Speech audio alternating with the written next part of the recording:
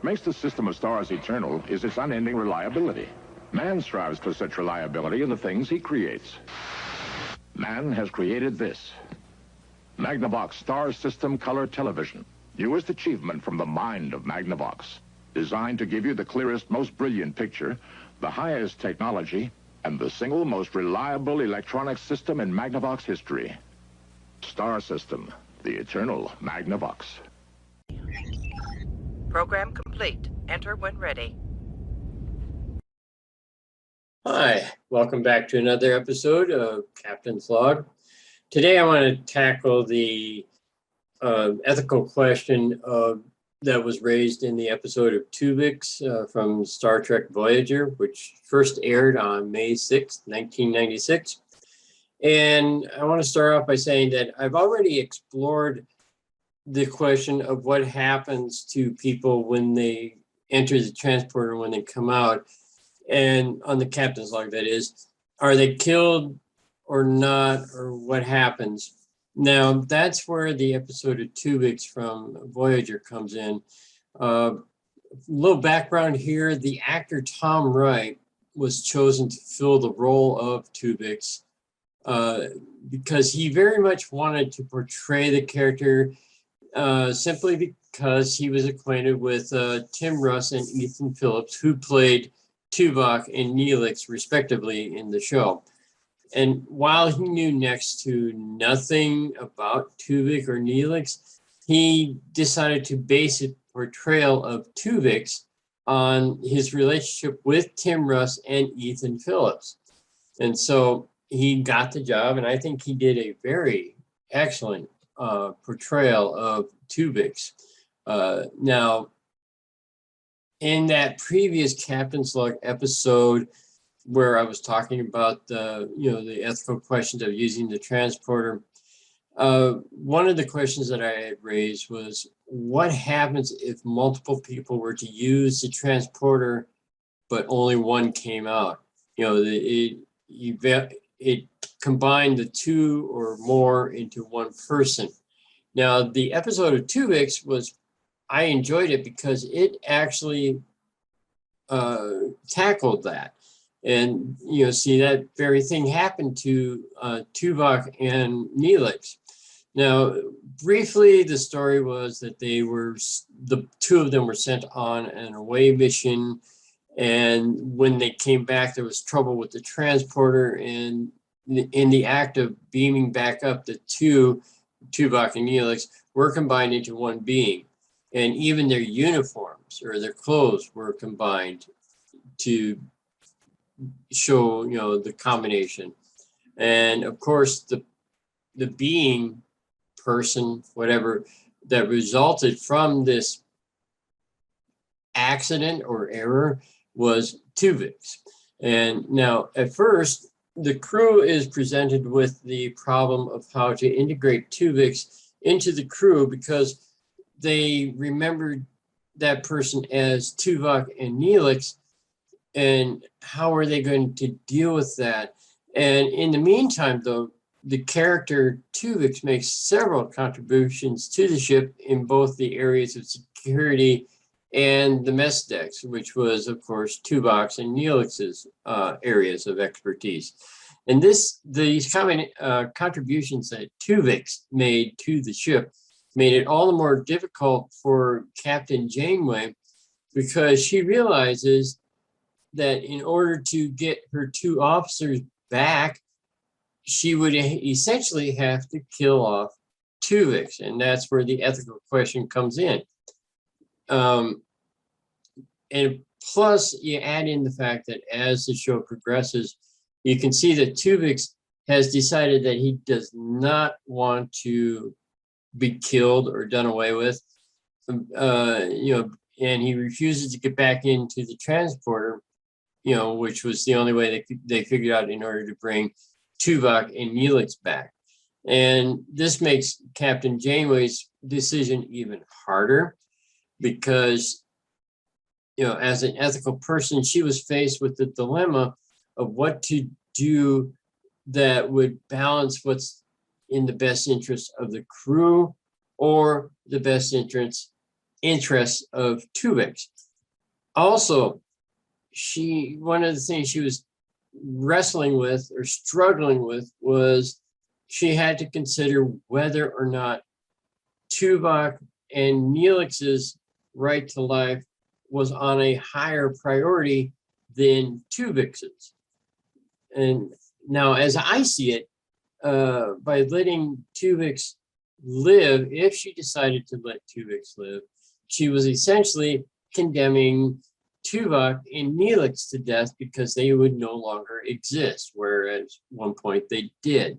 So what was she to do? Do indeed the needs of the many outweigh the needs of the few? Or is the reverse true, meaning do the needs of the one outweigh the needs of the many? And my personal opinion on all this was that Tuvix was essentially an artificial being created by a transporter accident. And while he was alive and a biological, organic being and entitled to live as such, I don't think that his right to life superseded his parents' right to life, that is Tuvok and Neelix's right to life.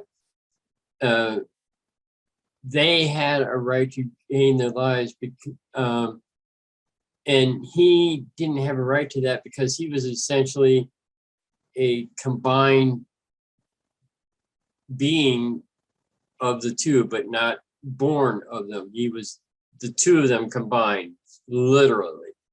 And now a lot of cultures, societies, and such do have prohibitions against killing. One of the most famous that I'll bring up is the biblical verse found in the Ten Commandments in the book of Exodus, chapter 20, verse 13. And I quote from the New Living Translation of the Bible, and it says in these words, "You must not murder." And also in the United States, the penal codes, there are all kinds of penal codes against murder. In the United Federation of Planets, I found out there was also many laws against murder. In fact, some of them, you could also receive the death penalty for violation of some of those laws. And in watching the show Voyager, I've come to decide that Captain Janeway is a very ethical person. And as such, I'm sure that she struggled greatly with this dilemma. Does she let Tuvok and Neelix no longer exist and let Tuvix exist? Or the reverse? Does she have to decide that Tuvok and Neelix had a greater right to life than Tuvix? And this has been a question that has gone through humanity ever since humanity began. But back to this episode, back to my personal opinion, because I said that Tuvix is a combined being created artificially from Tuvok and Neelix. I think that he needed to be sacrificed because Tuvok and Neelix had a greater right to life than he did. He was essentially taking away their lives by insisting on existing. But on the other hand, I can see the point that Tuvix had a right to life because he was living. So, however, after some thought, a lot of thought, I find myself agreeing with Captain Janeway's ultimate decision to separate Tuvix back into Tuvok and Neelix. But I also find myself disagreeing with her methods as shown in the show. It seemed, in my opinion, that once she decided on what she was going to do, she wasn't taking any other opinions into account except for her own. It's like nobody else's opinion mattered but hers. And she was very hard-headed and stubborn and things like that about it. So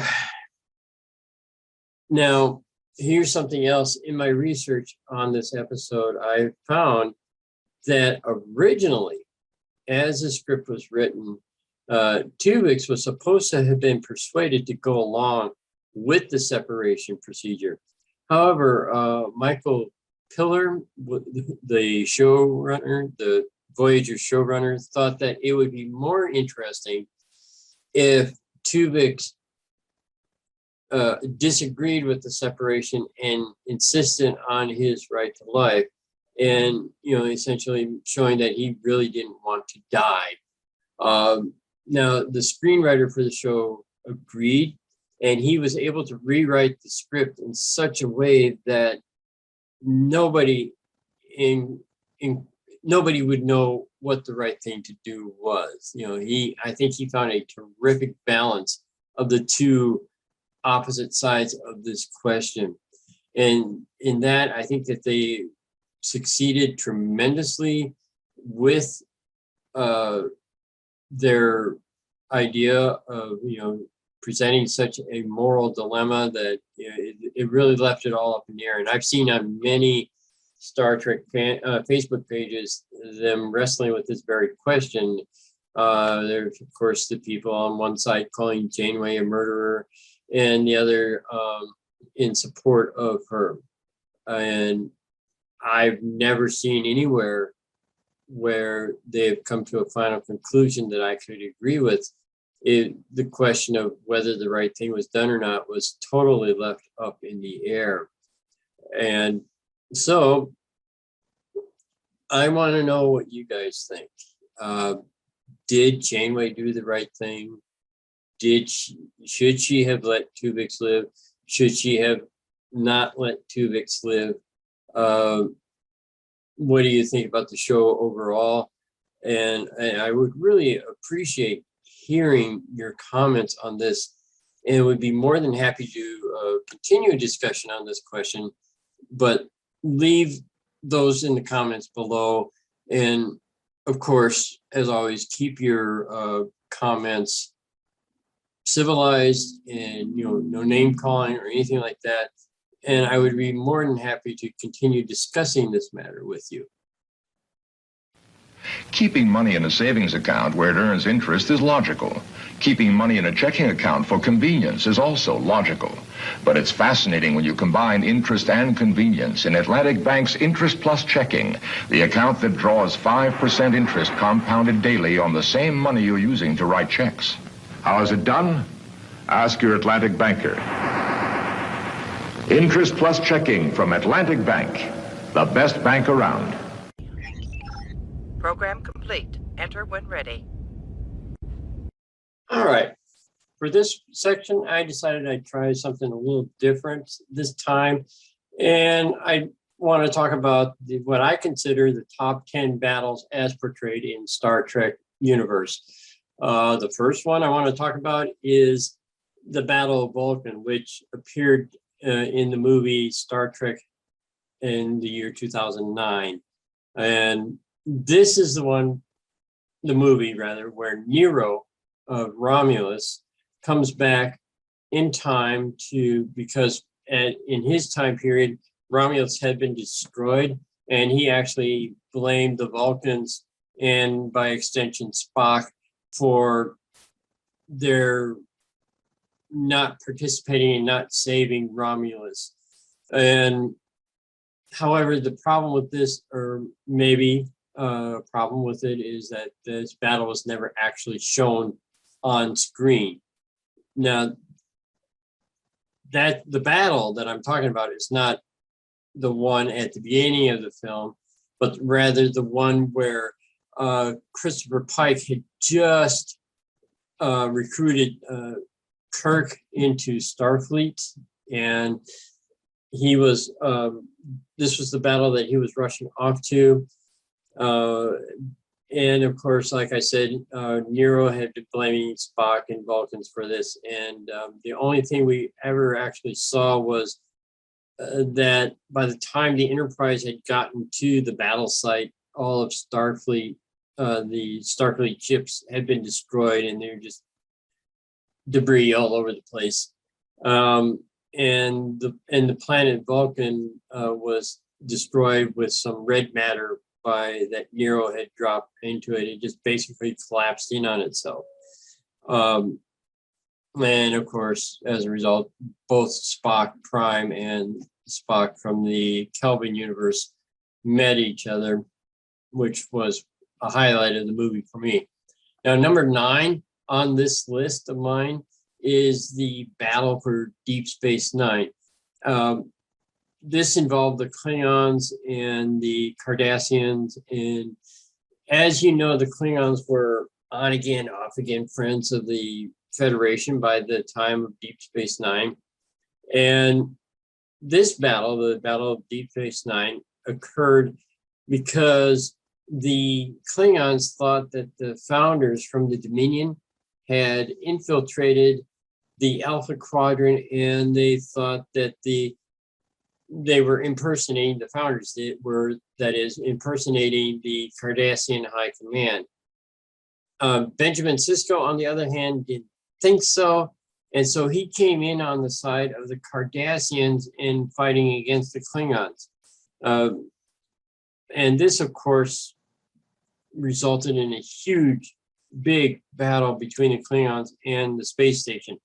And as you know, Sisko was able to hold the Klingons off until Starfleet brought in some ships and stuff to back them up, and they drove off the Klingons. And now, number 8 on this list of mine is the Xindi War that was portrayed in the 3rd season of the show Star Trek Enterprise.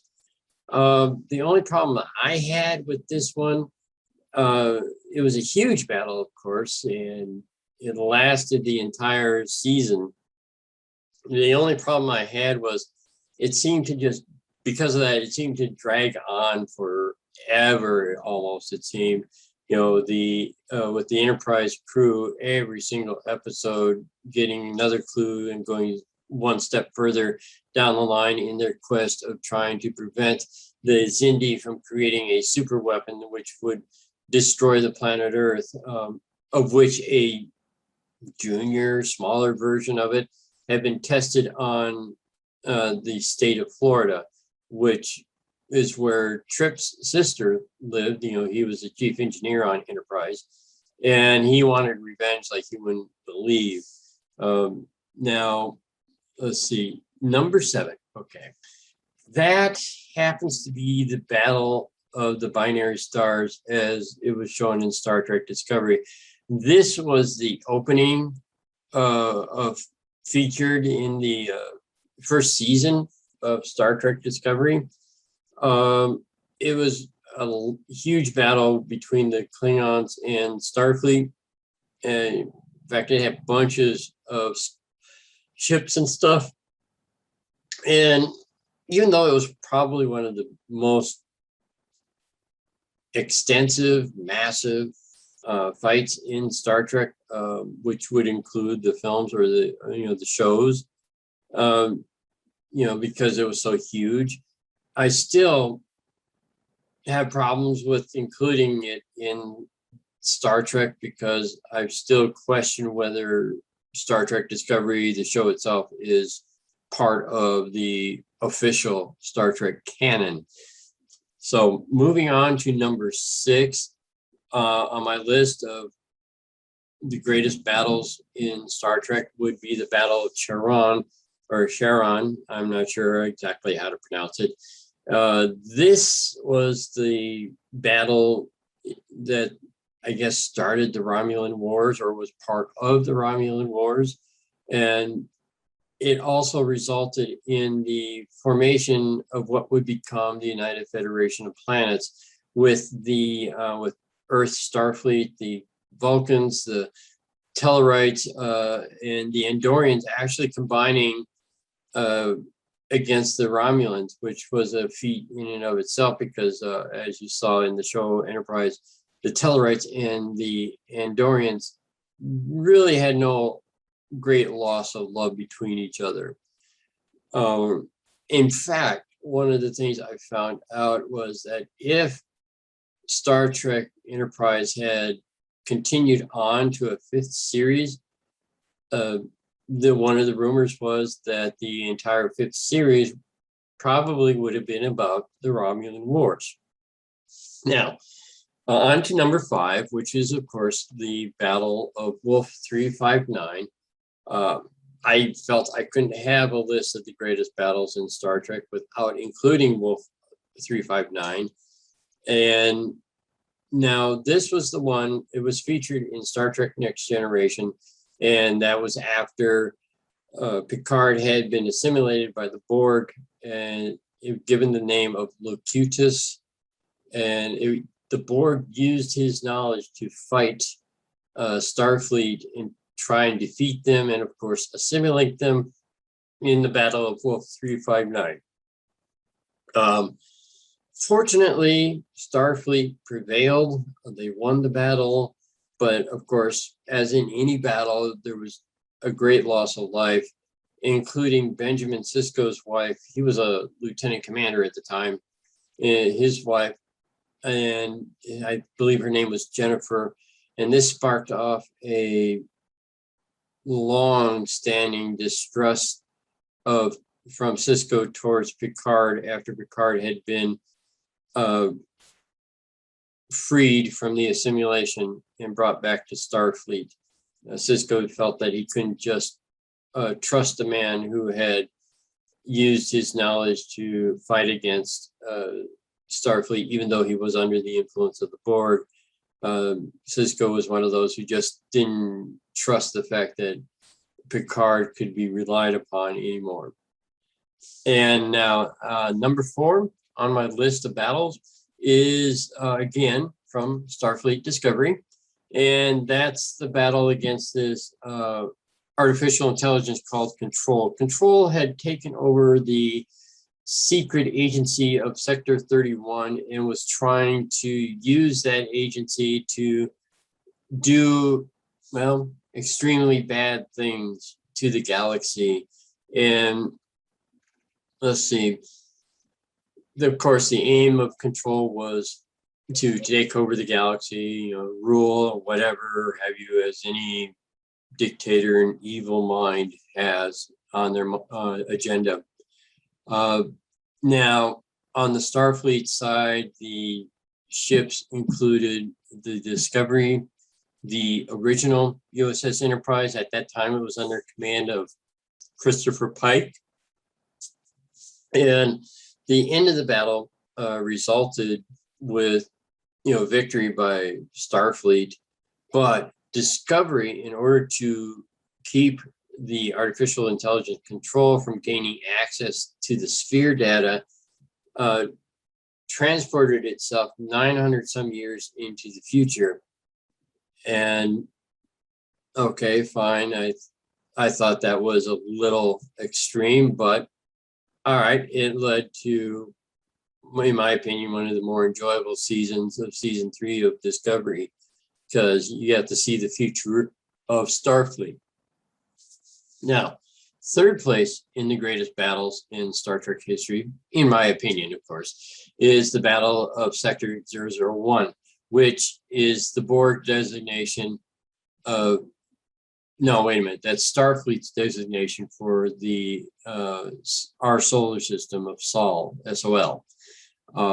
This was the battle that Starfleet was going against the Borg because they were trying to invade the Federation, and of course, another attempt at assimilating them. And at the beginning, in the battle, you saw dozens and dozens of Starfleet ships, several of them being designs that we'd never seen before. And I think by that time, the special effects, the battles were pretty awesome. And it was also a very huge battle. Second place is the battle, or the first battle of Chintaka. And this particular battle from the Dominion War of Deep Space Nine, it was just the first in a line of, or part of a line of several battles in the Dominion War, with each one being worse than the one before. Now, This battle, the first Battle of Chinchaka, was the first attempt by the Federation and the Klingons allied together, even after what Cisco had done at the beginning, to free the Cardassians from the Dominion. A ton of ships was involved in the battle, and the Allied forces of being led by Starfleet and the Klingons won, but on the other hand, it wasn't an outright victory. And now the last one on the list, number one slot on the list of my greatest battles in Star Trek history, was the second Battle of Chinchaka. This battle just goes to prove that Deep Space Nine, rather, treated the idea of war as a very serious thing, not a pew pew pew and over and done with. It wanted to show how bad the effects of war could be on everyone. It was also another attempt by the Federation and the Klingons to try and kick the Dominion out of the Alpha Quadrant. The Dominion, on the other hand, in this case, had an ace up their sleeves called the Breen, who managed to actually destroy the first Defiant. But the end result, of course, was, as in the first battle of Chinchaka, the good guys won, and everything was okay and wonderful in the galaxy.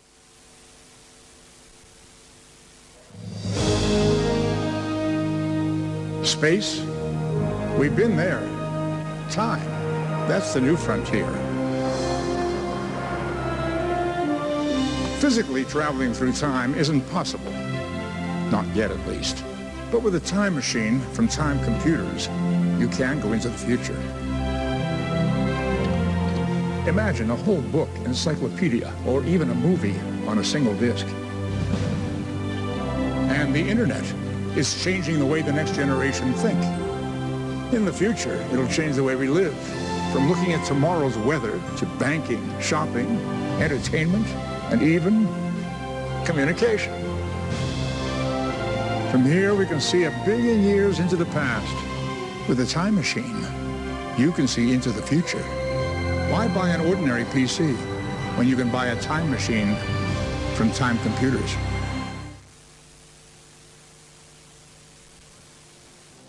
Space? We've been there. Time? That's the new frontier. Physically traveling through time isn't possible. But with a time machine from Time Computers, you can go into the future. Imagine a whole book, encyclopedia, or even a movie on a single disc. And the internet is changing the way the next generation think. From here, we can see 1 billion years into the past. With a time machine, you can see into the future.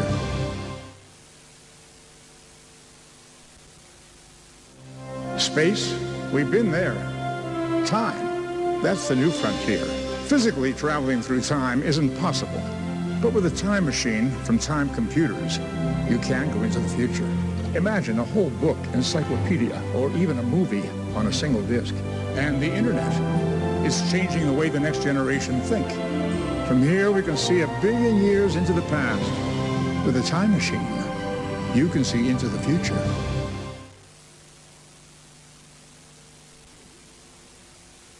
Getting into the future is easy with a time machine, and now it's even more affordable in the time sale.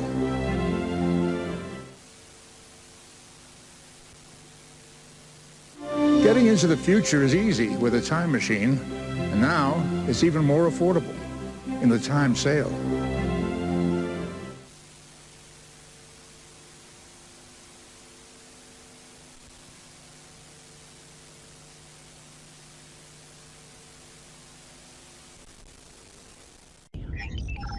Program complete. Enter when ready.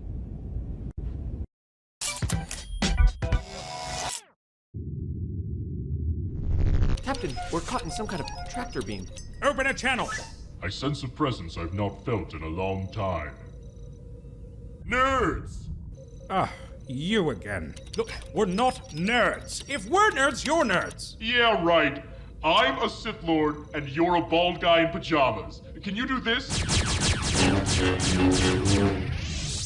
No, because that doesn't make any sense. If people can do that, why does anyone have a gun? Oh, because you have to have the reflexes of a Force Master? Oh, so you have to be magic then. That's dumb. Oh, okay, the Force is dumb, but you beaming people all over the place isn't. It's science! We convert a person or object into an energy pattern through a process called demon. Oh, there you go. Yeah, pack your dialogue with bullshit pseudoscience. We don't do that! Sir, we cannot compensate for the gravimetric interference. Not now, Geordie. Oh, I feel like I'm in science class, but I'm getting dumber. Do you want to talk about pseudoscience? Midichlorians, then. That doesn't count. How about politics? The Galactic Senate, then. Doesn't count either. Oh, great. So tell me, what does count as Star Wars? The Clone Wars cartoon and the original 3 movies. Except the Ewoks. They're done. Oh, yeah, hilarious. Almost as hilarious as Star Trek V. We don't speak of the odd-numbered Star Trek movies. That's weird, because it seems like all you do is talk. Your simple shoot-'em-up mind just can't handle these complex, nuanced issues. Boring. Oh, yeah, your stuff is so nuanced. Be nice to Data and don't be racist to aliens. There, I solved Star Trek. It's far more intelligent than your dark side, light side nonsense. Star Wars is like philosophy for children. Yeah, sorry, we have to keep it simple to, move the plot along and have some action. Star Trek has plenty of action. Captain, will you be attending my poetry reading later? God, Data, seriously. The only strong Star Trek character gets his ass kicked all the time. Enough! I won't sit here any longer and be insulted. Ah! Oh man, the Force rules. Oh, Worf sucks so bad. Yes, very funny, Lord Vader, but I'm afraid that while you were prattling on, we were collecting valuable information about your space station and have detected a weakness. Target the exhaust port. Fire photon torpedoes. Photon torpedoes? What are those, like geek-ass proton torpedoes?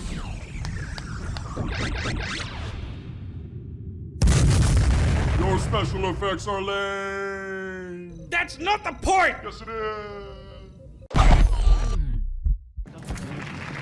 Come on, Quark, move it along. You should be in the emergency shelter by now. I'm not going to any emergency shelter. This is my bar, and I'm going to defend it. Really? And how do you plan to do that? With this. You're going to hit them with a box? No, this is my disruptor pistol, the one I used to carry in the old days when I was serving on that Ferengi freighter. I thought you were the ship's cook. That's right.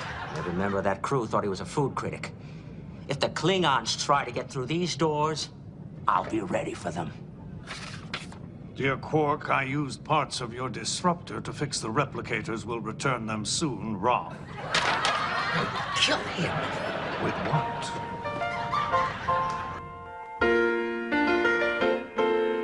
Making your way in the world today takes everything you've got. Taking a break from all your worries sure would help a lot. Wouldn't you like to get away? Sometimes you wanna go where everybody knows your name, and they're always glad you came. You wanna be where you can see our troubles are all the same. You wanna be where everybody knows your name. You wanna go where people know people are all the same. You wanna go where everybody knows your name.